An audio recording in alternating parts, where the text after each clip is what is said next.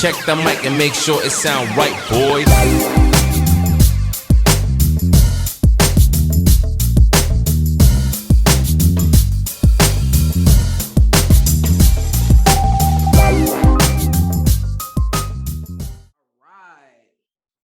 All right, I think it's a good time. I'm feeling pretty loose now. I feel pretty good. I think it's about a time to get started. What y'all think? You think it's time to get it rocking? What you say? You need another song? What we need to do? We need to do a praise dance. What need to happen? Are y'all good? Y'all ready to rock? Y'all ready to go? I see you. Let's go. Let's go. Let's go. I see it.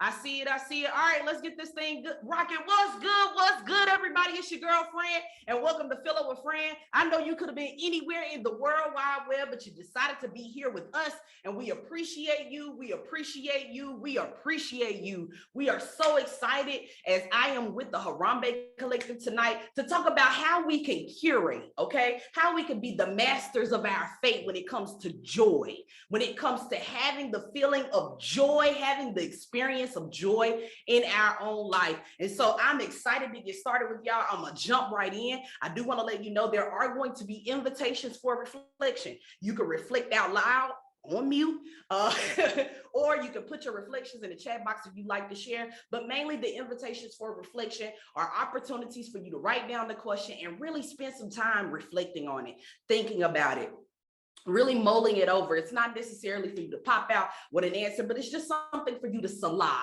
okay? To pause, take a moment and think about it. A lot of times in our life, we're so caught up in the day-to-day running here, there. We have tasks everywhere that we need to do that we rarely create space for us to simply pause and think about it.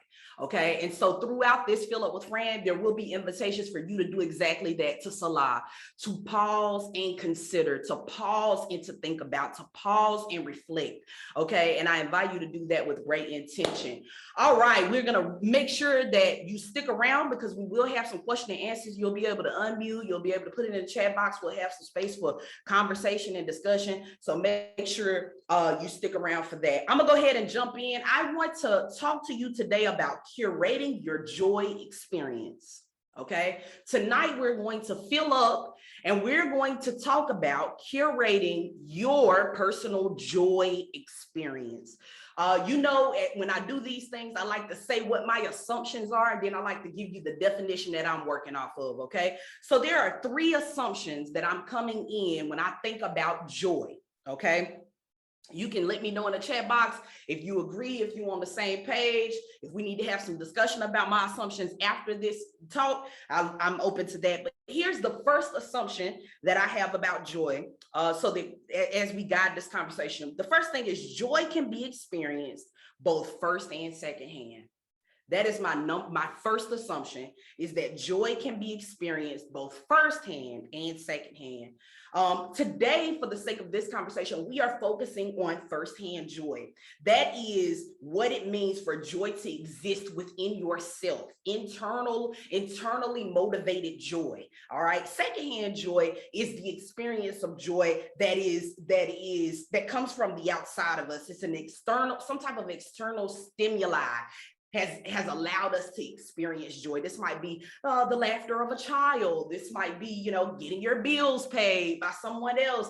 There are a lot of different external stimuli that could allow you to experience joy. But today we are specifically talking about firsthand joy. We're talking about the joy that emanates from the inside of us, but we do want to recognize and acknowledge and value the experience of secondhand joy. But today we're talking about firsthand joy, okay?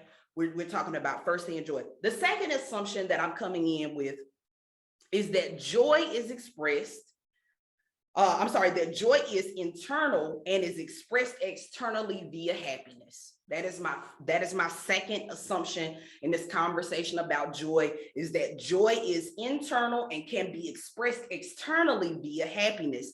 That while we often conflate joy and happiness, they are not synonymous. They're not the same thing, okay? And so we have, my assumption, what I believe, what I'm coming into this conversation, understanding and believing, is that joy is the internal emotion that arises out of a sense of well-being and a sense of well-being and a sense of contentment. Okay. So joy is an internal thing that is expressed externally through happiness, but joy and happiness are not the same thing. All right. The third assumption that I'm coming into with this conversation is that the existence of a unifying force of good that unites all things also exists within me. Okay. That is the assumption that I'm working off of as we're having this conversation about curating our joy experience, that there exists a unifying force of good that unites all things, and it also resides on the inside of me. That I and that source are actually one. That source, God, the universe, you know, my holy, righteous Holy Spirit and ancestors, all of the things, right? All of the words that we have for saying it now. Y'all know I'm a church girl, okay? The Holy Ghost, okay? That we believe, that we know, we understand, and I am working off of the assumption that not only is that presence real, but it also exists on the inside of me, and that myself and that presence are not separate. Okay, that we are actually one, and that I am the outward expression of that presence in my life. Okay, so those are the three assumptions that I'm working off of. These are the three things that I've accepted as true that will guide the conversation that we have.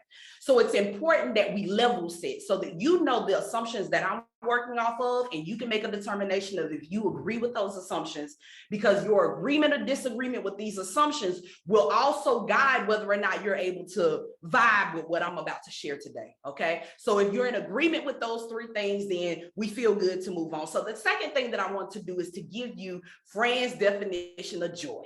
All right, because I went and did some looking, I went and did some reading, and it didn't quite get me where I wanted to go. It didn't quite say what I feel on the inside. I also want to preface this by saying that this information is based off of my own personal experience as I've tried to curate my joy experience. All right. So you may have had a different path that led you toward joy, but today I'm going to share based on my experiences. So here's my definition of joy, according to the Fran's Dictionary of Bad Bitchery. That's what we'll call it. All right. Joy, and I'd like for you in the chat box, if you could in the chat box, just type in the words, the singular words that pop out to you as I'm reading this. All right. Joy, according to Fran, is to possess and benefit from the pleasure of living. Okay, that's one. You know, in the dictionary it has like one, and then there's number two. So the first one is to possess and benefit from the pleasure of living.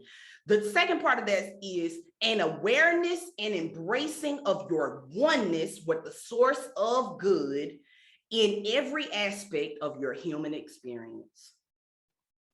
Okay. The second one is an awareness and embracing of your oneness with the source of all good in every aspect of your human experience. That is to recognize God energy in all that you know and in all that remains unknown. Okay? For me, joy is something that you must possess. Okay? You have to possess it in order to benefit from it. A deeper level of joy is that there is an awareness, not only that I'm aware, but that I have embraced it. Anybody ever been aware of something, but you still didn't do it? Okay. You aware that when you eat those cookies at midnight and then you go and lay down, that you know what's going to happen, and your clothes ain't going to fit the way you want to, but you didn't benefit from it because you didn't embrace it. Okay. And so in order to experience joy, I'm kind of getting ahead of myself, but in order to experience joy, you have to know that there are two parts of it. First, I have to possess it so that I can benefit from it. Okay. So that is my definition of joy. Joy means to possess and benefit from the pleasure of living. And it is also an awareness and embracing of your oneness with the source of all good in every aspect of your human experience. That is to recognize God energy in all that you know and all that remains unknown. Okay. I want to give you all three things. Y'all know how I love my 3 points in a poem. I'm gonna give y'all three things. Okay. 3 different levels of joy. Because what you might want as joy, they're varying degrees. This is spectrum, if you will. Joy is a spectrum. I like that. Joy is a spectrum. And so we're going to talk about 3 different levels of joy. Okay. The 3 different levels of joy, as I see it, are logical joy, emotional joy, and spiritual joy. All of these things are important. They're not separate, but they each require a level of work that you as an individual must make up your mind. You must decide at what level of joy you're willing to work for. Okay. You must decide what level of joy you are willing to work for, but joy at every level is important. Okay. So let's start with the first level of joy. The first level of joy is logical joy. Logical joy. This is the joy in your mind. Remember that joy arises out of a sense of well-being, and contentment. So at each of these 3 levels, the measuring stick of whether or not I've achieved joy is my well-being and my contentment. Okay. So at the logical level of joy, this is where we are working to possess the joy. We need to possess it. That is that, that song that says, it's your thing, do what you want to do. I can't tell you what your source of joy is. I cannot tell you what will bring you well-being. I cannot tell you what will bring you contentment. What you have to do is get curious about those things for yourself, because for many of us, particularly those of us who are, born under the millennial generation, even as advanced as we tend to be societally, many of us have inherited values, beliefs, and attitudes that we've been told will lead to joy, that will lead to happiness, that will lead to well-being and contentment, okay? And logical joy is the point at which we are ready to realign our logical pursuit of joy to fit the things that actually match what we want and what we love and what we enjoy. It is the boldness to possess, to own, to take control of, and to honor the things that actually bring you well-being and contentment. Okay. And so at that level of logical joy, it's important that you're taking time to consider, what do I really like? And what are the things I've been told to like? What are the things that are acceptable for me to like? What are the things that I risk no identity crisis if I acknowledge that I like them? Because again, joy, even at the logical level, it is all based on my well-being. So I need to know what makes me well, okay? And my contentment. That means I need to be able to recognize when I have reached a level of contentment, when I've reached a level of equilibrium and balance, okay?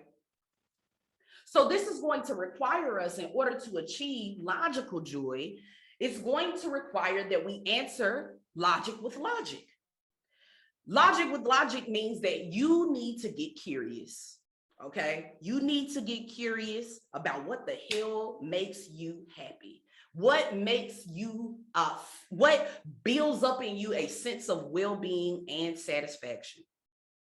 Okay, I was in my 20s, I was very driven. I was proud to wear a badge that said I'm ambitious. I love to be able to tell people I'm an ambitious person. I have ambition. If I don't have anything else, I have ambition. The issue with ambition is there is an innate sense of not being able to be satisfied. Okay?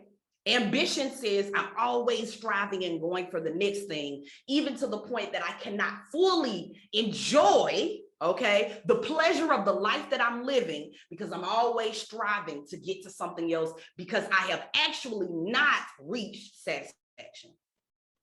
You ever ate a meal? This is me right here. I love to eat. Keisha, you ever ate a meal and you were full, but you weren't satisfied? If you are in a place in life where you're busy and your plate is full and you're doing a whole lot of stuff, but you are unfulfilled, you could be lacking on the level of logical joy.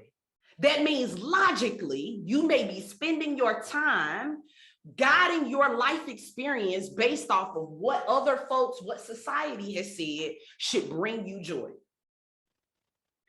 And so I would like to offer to you that joy lives where it is intentionally cultivated.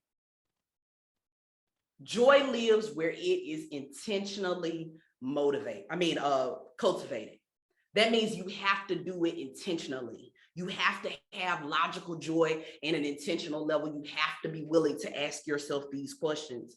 And so I recognize that my music, my clothing, my environment all reflect back to me whether or not I have a sense of well-being or a sense of contentment. Okay. Shout out to baby boy. Welcome to Fill Up with Fran. Shaka. Welcome, Shaka. Boom, shaka, laka, shaka, laka, shaka, laka. Hey, boom, shaka. You got the joy, joy, joy, joy down in your heart. I see it all over you. All right, here's an invitation for personal reflection. Here's an invitation for personal reflection at the level of logical joy. Here's something that you can reflect on. What am I doing to possess my joy? And where have I given away my power to define what makes me feel both well and satisfied? Okay, so here's the point of reflection for your logical joy. What am I doing to possess my joy? And where have I given away my power to define what makes me feel both well and satisfied? So these are the things that we have to get curious about. Curiosity is important, not just in the pursuit of your joy experience, but throughout your life in many different areas. Okay? You have to get curious if you want to achieve the logical level of joy. You have to get curious about what makes you feel well and what makes you feel satisfied. And you also have to feel bold enough. You have to be bold enough to admit it. Remember that joy is both about possessing it and benefiting from it. So joy wrapped up in it has benefits. Okay, joy has benefits. We'll have to talk about what the benefits of joy is in another conversation, because right now we're just focusing on how we curate. All right. The second level of joy is emotional joy. The second level of joy is emotional joy. I would even say joy. I almost want to make a audible right there and really call it soul level joy. So if there's logical joy, then there's soul level joy. And I define the soul as your mind, will, and emotions. So when all of those things come together, my ego, okay, my past, all of that stuff comes together, what is that joy? Okay. So at the level of soul joy or emotional joy, joy really becomes about freedom from judgment. So in the first one, we talked about, okay, how do I get curious? Well, the truth is that you can't really get curious unless you can get free from judgment. Judgment will always choke out curiosity. Here's why. Curiosity is about the journey to learning, the journey to understanding without the need to define its rightness or wrongness. Okay? It's upness or downness. Okay? It's leftness or rightness. All right?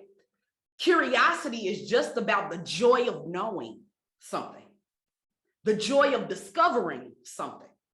Judgment, however, judgment is when we seek after understanding in order to make a judgment of it. Is it right? Is it wrong? Okay. Is it up or is it down? All right. And so in order to do this one, to achieve emotional joy, we must intentionally create space and time to explore. We often shy away from this because we get stuck in a cycle of judgment. Well, what if I find out that I don't like what everybody else told me I like? What if I find out I like women? What if I find out I like men? What if I find out something that I don't know how to explain to other people? We often shy away from this level of joy because we have not dealt with self-judgment. Okay. And so if we want to achieve this level of joy, we have to be willing to move beyond self-judgment. You can't get curious if you're busy judging yourself. So the lack of joy is often the existence or the commitment to judgment. So if you're working to achieve this emotional soul level of joy, you have to recognize where you committed to judgment. So again, I'm a church girl. I grew up hearing judge so you be not judged. Anybody ever heard that? You know, if you judge other people, God gonna use that same way to judge you. Okay, I would like to offer Fran's interpretation of that. The way that I interpret that is that it's not so much about if you judge, you will receive judgment, but it is about your perception and your view. If I am moving through the world judging even myself, that means the only way that I can see you is through judgment. If I'm moving through my life judging you, this place, where we're going, what's next, all of the things, I am in a mindset for judgment. I committed my eyes, my mind, my thoughts to judging. It becomes to the point that the only purpose for me to use my brain and my emotions is to judge whether or not it's good or bad, or whether or not it's right or wrong. And so when I get stuck in that cycle, whether I want to or not, I will judge you in the same way that I believe that you're judging me, in the same way that I am judging myself. And so in order to achieve this level of full body joy, joy in my mind, my body, my spirit, my emotions, the way that I think, right? You must commit to breaking up with judgment. You must commit to breaking up with judgment. Yes, a full body joy. You know, I love my wines. So, you know, that's a wine phrase there. Okay. Joy requires you to be in the perfect present moment. That's what joy requires. At this level, joy requires for you to be in the perfect present. At the level of logical joy, joy requires that you cultivate it, that you make space, that you become aware of it, that you possess it. But at this level, where we're seeking fullness in our joy, okay, in our full joy experience, joy requires that you remain at all costs in the perfect present. Only from the present can you fully appreciate the privilege of your human experience. So if we go back to the definition of what joy is to possess and benefit from the pleasure of living.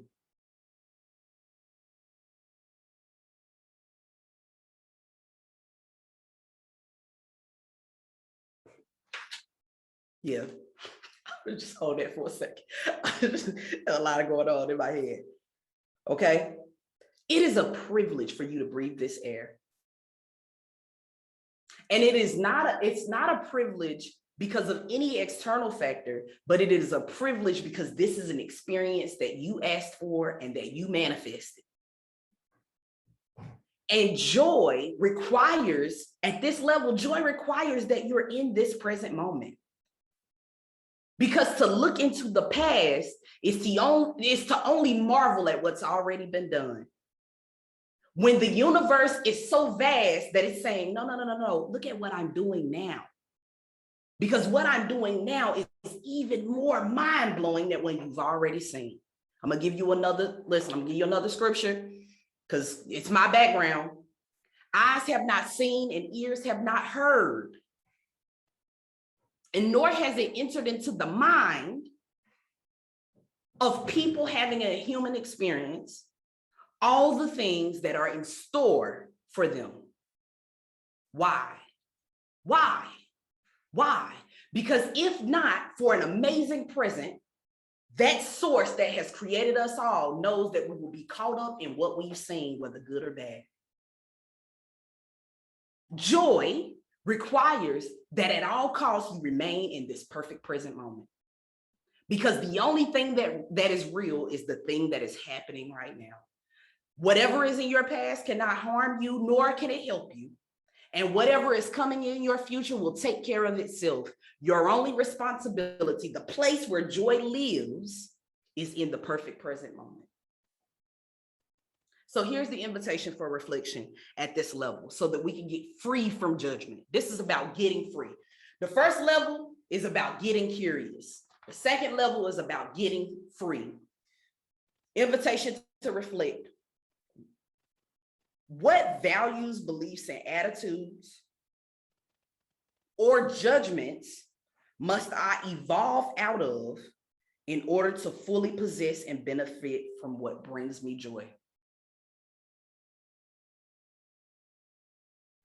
What values, beliefs, and attitudes or judgments must I evolve out of in order to fully possess and benefit from what brings me joy?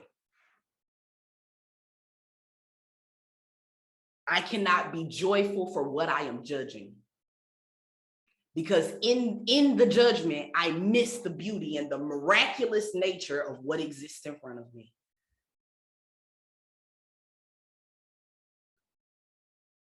Have you ever gone to a good dinner or been having a really cool experience and you were standing beside someone who was doing this the whole time? And this is not a judgment, I've been that person, but they did this the whole time. They couldn't enjoy the actual full moon because they were trying to capture it on this so that they could do what? Go back and prove that they had that moment. Joy at this level says, I am so engulfed in the beauty. I'm so enamored with the creation of everything that is around me that I have no space to vacillate to the future or to relapse into the past, because I am so obsessed with how magnificently my life experience is unfolding before me. So even at this level, joy at this level is still measured by my well-being and my satisfaction. That I am so well and I am so satisfied in this present moment that I give no thought about what has happened and I give no thought about what will come. That is the second level of joy. But you must be willing to move beyond your judgments in order to really see that, because it may not show up in the way that you think it will show up. I just want to give that disclaimer. I don't want to make it all seem like roses. All right. Sometimes it'll show up and you're like, I ain't really know. Yeah, I spent years, Lord, please, I just want to be in love. I just want to see me somebody, Lord, to just love. I just want to, and then the universe was like, girl, you gay. You keep going on dates with these dudes. And I'm just like, you don't even like him. You don't even want to eat the food because you feel bad because you know you're not interested. Okay. And so at that level, what I needed to do to fully embrace my joy was to stop judging lesbian relationships, was to stop judging whether or not I would let everyone down, was to stop judging whether or not I was good enough to have what I said that I wanted.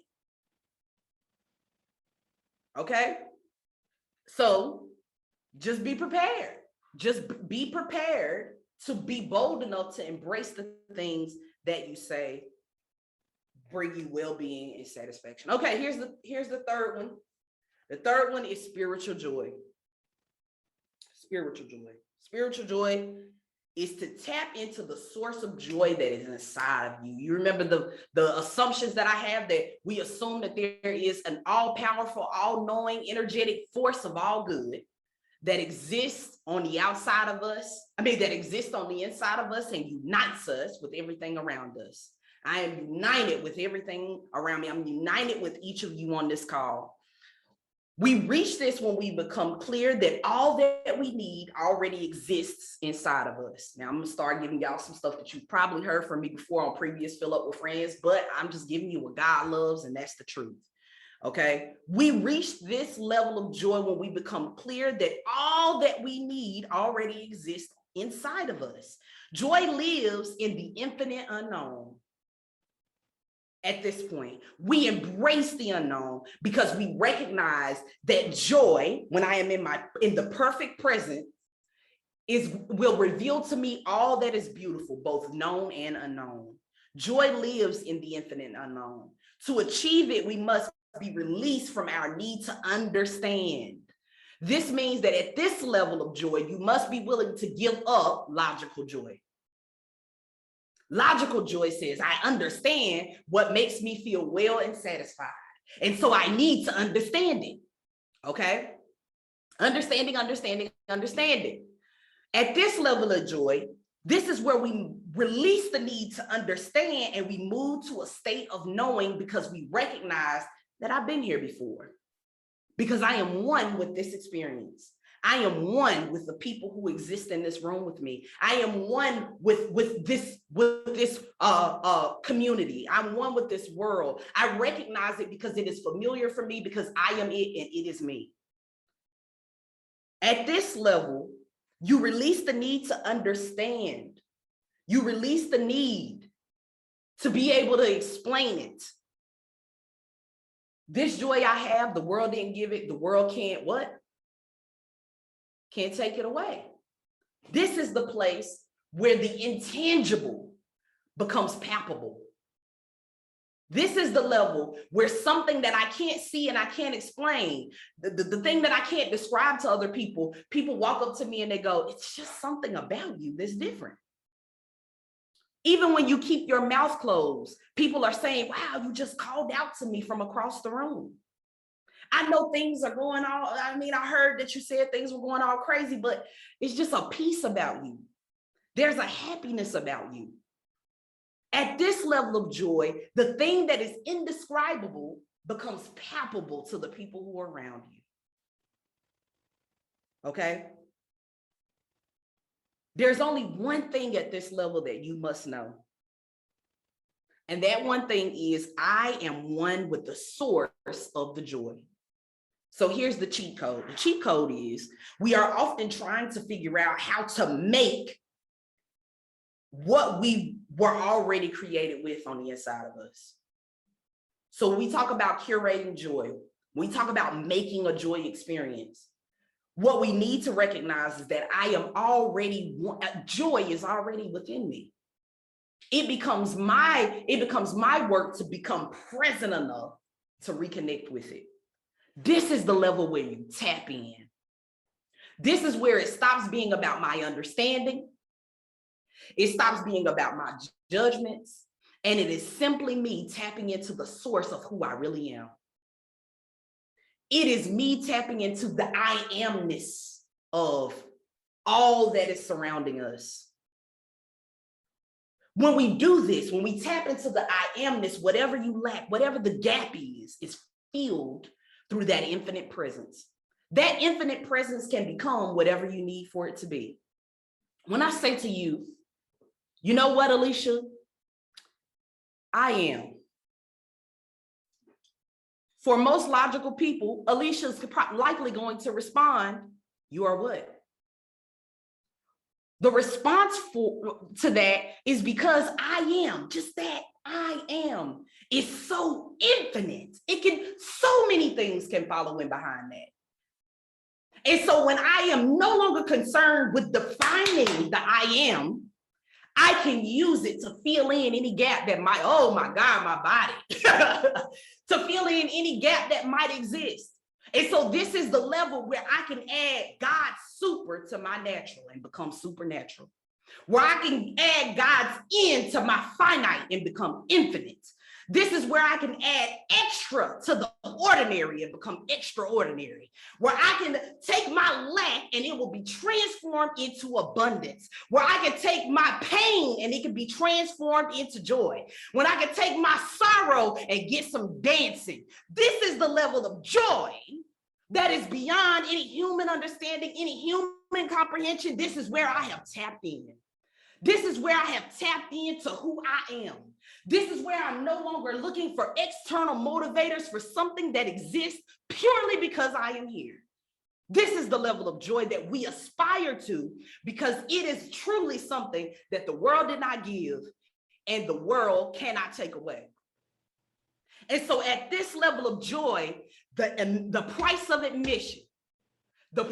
admission is your recognition of how godly you actually are. You have to put aside your ego enough to embrace that you and the divine are one.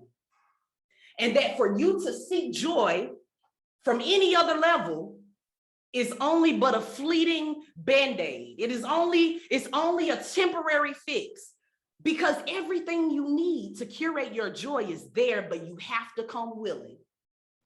You have to come willing to tap in. How do we tap in?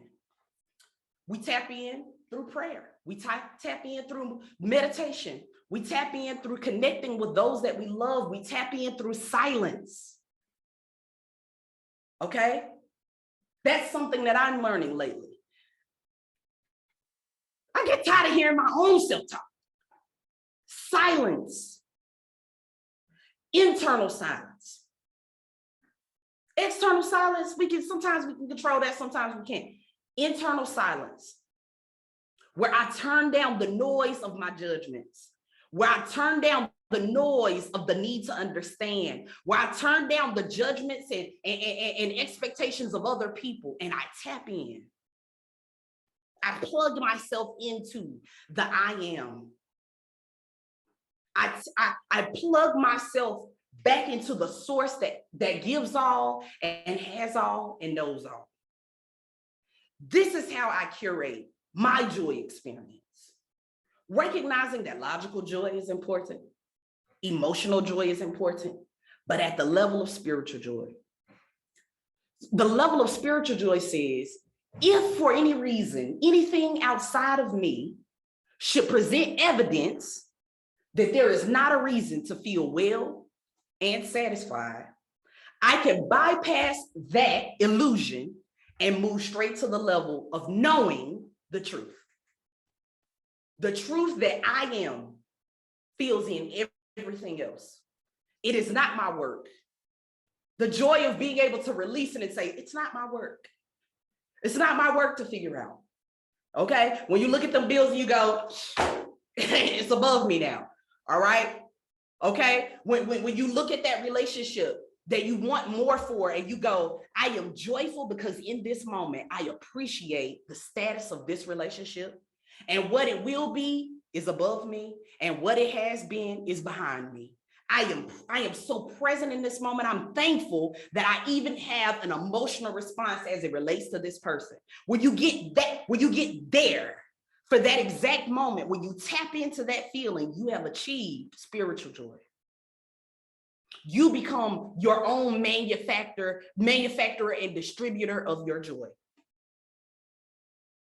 This is where we move from secondhand joy, meaning an external stimuli has allowed me to feel joy, and you become the number one distributor, the number one creator of the joy that you need, because your joy is your own.